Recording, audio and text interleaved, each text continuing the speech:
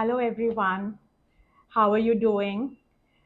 Please, before I start the video, please subscribe to my channel by pressing the bell icon so that you can get notifications whenever I post my video.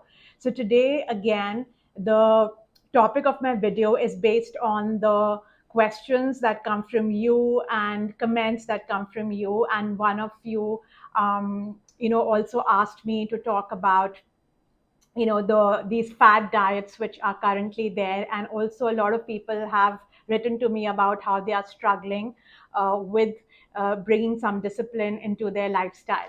So today I'm going to really talk about the diets, and especially the fad diets.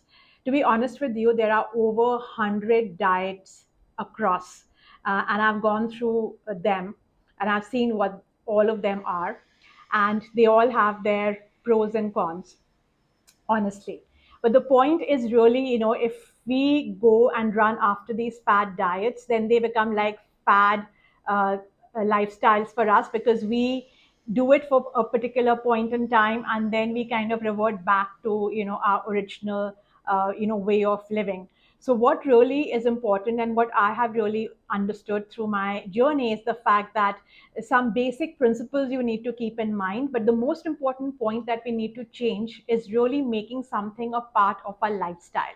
So it's really about changing our habits or our lifestyle, or making those adjustments in our lifestyle, because that will go a long way in really ensuring that we bring in wellness and health into our life. So I'll give you a very simple example. There are a lot of people who are doing the calorie count, and we hear, how great it is to do a calorie deficit diet, and you keep counting your calories. And definitely there are people who have reduced weight based on that. But let me just give you a count of this, right?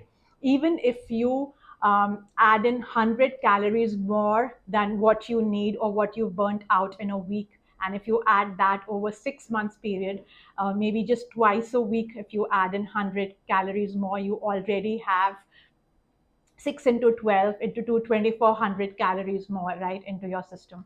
So if you keep doing that, I don't think that's a very uh, great way of really having a long term impact in your health and wellness. You will have a short term impact, but you can't just keep doing this. So what we need to bring in into our lifestyle is just some simple habits. So I'll just give you a couple of examples. It could be something very simple, which I spoke to one of the persons and who's doing it, and even I've done this in my own health and wellness journey, is just adding that 30-minute walk. So that is what I wanted to do in my day-to-day life. And for me, that was becoming a struggle. How do I add in the 30-minute walk at least 5 to 6 days in a week?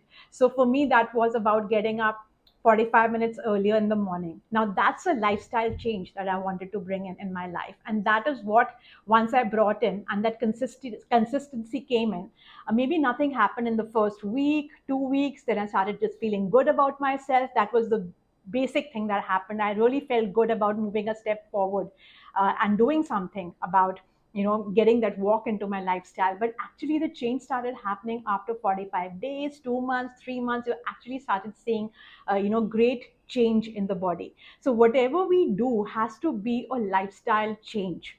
It could be small incremental thing, but what is important is to continue doing it over a period of time to see the results. So one, not to be in a hurry, to do something consistently over a period of time.